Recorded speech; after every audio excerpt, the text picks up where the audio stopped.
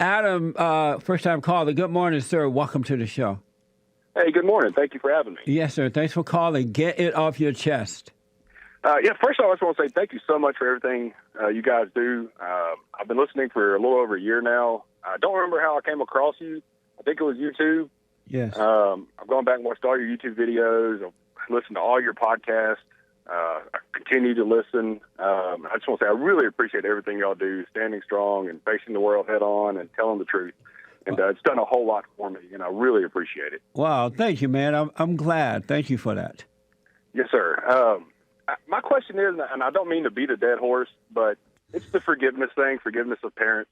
Yes. And ever since I've been listening, I know I've needed to do this, and I've wanted to do this, but I'm so afraid of doing this, and I'm afraid of approaching my mom on this, and I'm afraid she's going to make me feel terrible about it. And I feel like I'm so rotten inside, and I was such a hard case growing up. Who am I to forgive her when she's done so much for me? And my father, they've been divorced since I was, I think, like 1 or 2. They've both been remarried several times.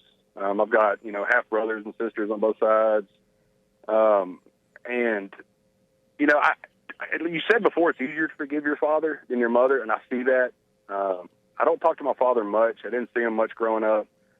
We've reconnected a few times, and things happened, and we stopped talking, and then we've reconnected again recently and talked, and I can see myself forgiving my father, but I can't see.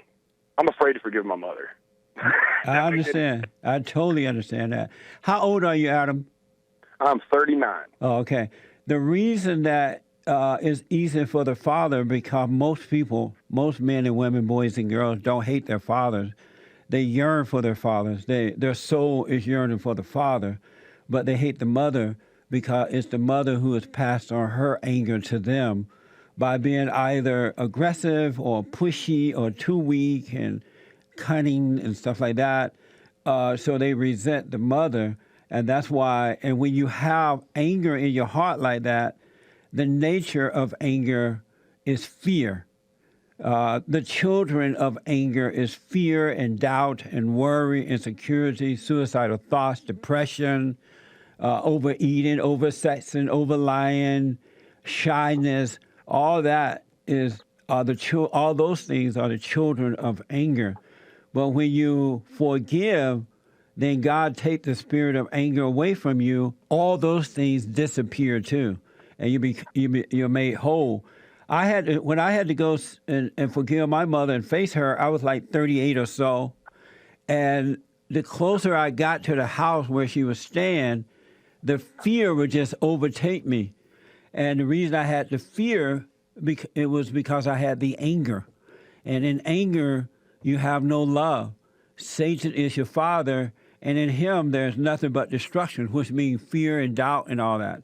And so my mother came to L.A. to visit her sister, and I knew I had to go and forgive her because God said, when you forgive others, he'll forgive you. I'm driving over there. Fear would just overtake me. By the time I got there and got out of the car, I could barely walk up. It was about 3 or 4 steps I had to walk up, maybe less than that. I could barely get up the steps, and I asked myself, why am I so afraid of my mother? I'm a grown man. And I realized it was the way that she had treated me when I was growing up, and I resented her for it. And you become like what you hate. You become subject to what you hate, and you're afraid of what you hate. So I went in, I called into the bedroom. We had a talk. I told her that all my life I've been resenting you because you were impatient. You tried to turn me away from my father. I realize now I become like you, and I'm sorry for holding that against you. When I said that, God set me free. He took away the anger because she didn't need to apologize, even though she did. She didn't need to. She didn't need to admit anything. I was going there to forgive her so that God can forgive me. I didn't ask her to forgive me. I apologized for being angry at her. So I say all that to say, now that you see you need to forgive her, you need to relax in the fear. Don't put up any fight against it. Relax and go and deal with her. And Satan's going to be telling you what to say to her. Do not plan what you're going to say. Just go there and let the words come out and be done with it. Okay, that's what's going on with me a lot. Is there's so many thoughts in my head about how she's going to respond, and my father, like a lot of people, was not a good dad when I was younger. Done a lot of bad things.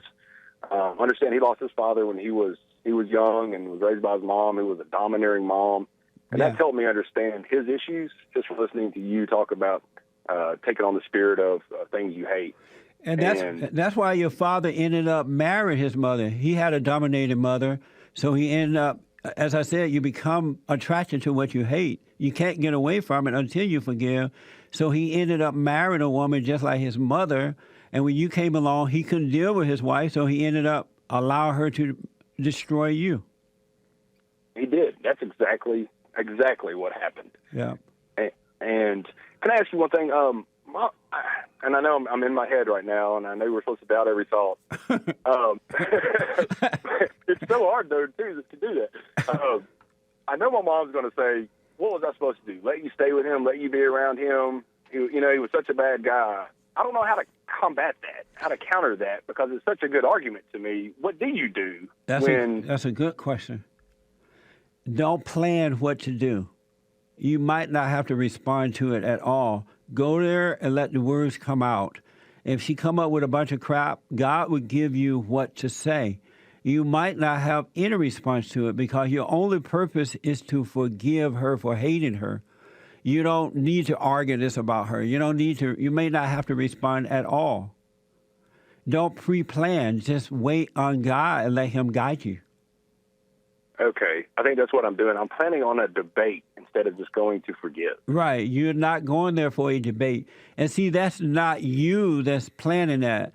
Your father, the devil, is planning that in your head, and he's disguising his voice as though it's your voice, and you're believing that it's you planning that.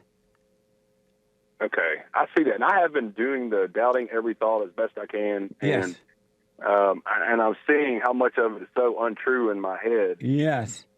And I'm married. I've been married 14 years. I have a 12-year-old, a 14-year-old, and actually just one on the way. My wife's 8 weeks pregnant.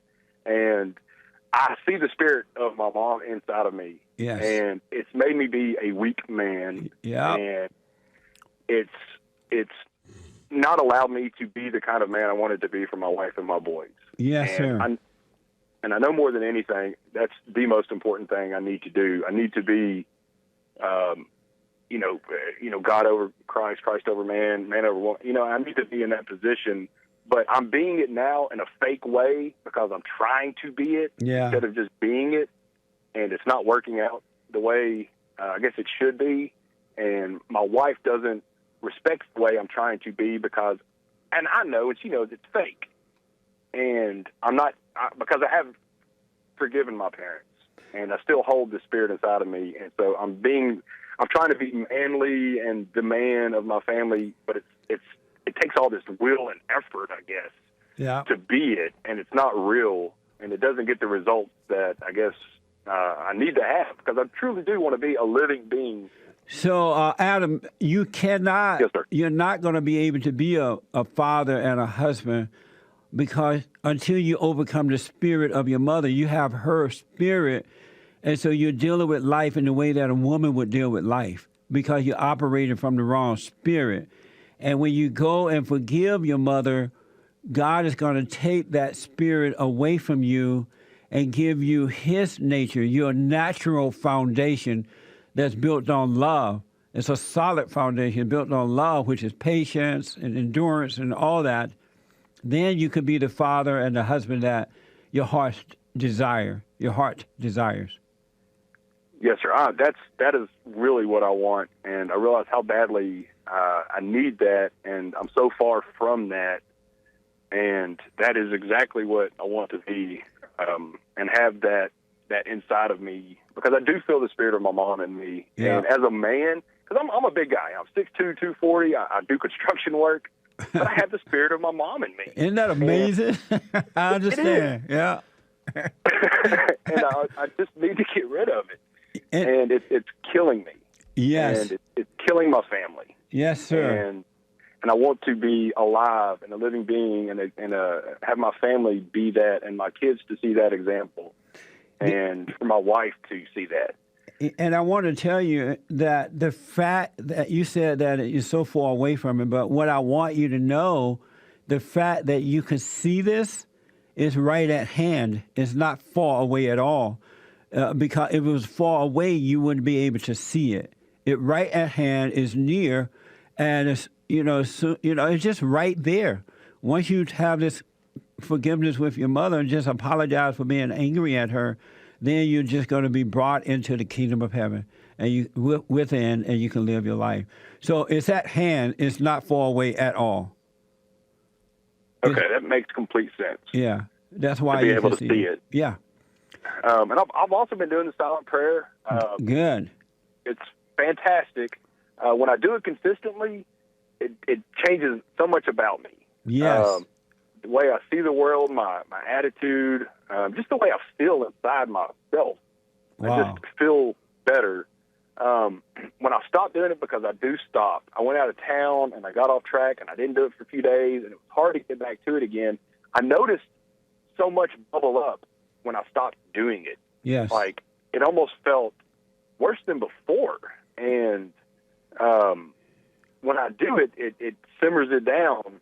But I notice when I stop for a few days, which I shouldn't, but when I do, I feel so much rise up in me again. It's just amazing what it does for you if you will do it. That's right. Well, don't worry. God is with you. What happens when you get away from it, then Satan and his little demons get busy with you again, trying to confuse you, trying to make you doubt, trying to make you have anger, because Satan understands that if you ever stay still long enough, that God is going to completely take you away from him. He doesn't want that to happen. But it's no big deal. When you stop like that, just go back to it. Don't listen to the voices of Satan in your mind. Just go back to it and know that God is with you. I will. Thank you so much. And I also got your book, The Antidote, last year. Yes. It touched home. It's an awesome book.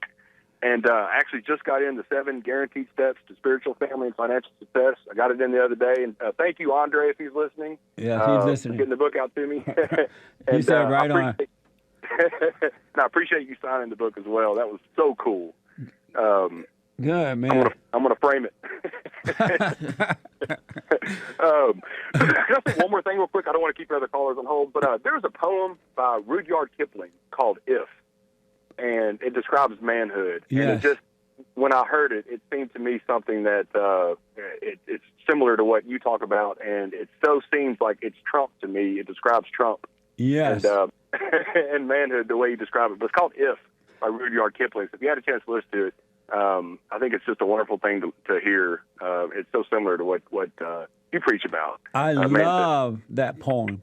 I love it. I'm very familiar with it. We have had it done at our events, our graduation classes, and so I absolutely love it. I know exactly what you're talking about, and it does describe exactly what a man is. That's awesome. Yeah. That's so cool. You're absolutely right. So I want you to call me again. I want you to take that next step and go and deal with your mother. And don't expect anything. Don't pay any attention to what your head is telling you, because it's trying to set you up. It's lying to you. That's the spirit of the deceiver. And just go there with the intent to just apologize for resenting her. And if she apologized, fine. If she tried to get in an argument, resist it and be done with it. And then you can live your life, and your boys and your wife will finally come into your world and have a peaceful life. You're still going to have challenges and arguments, but it's going to be done with love instead of hate. Yes, sir. I'm going to do it. Thank you so much for everything you do. Thank your crew. I really appreciate it. Yeah. It really is a much bigger deal than probably y'all realize. I really appreciate everything, and God bless y'all. Well, I can hear it in your heart, man, Adam, and thank you so much for calling, and thanks for appreciating what we're doing. Yes, sir. Thank y'all so much. All right, buddy. Have a good one. Bye-bye. You too.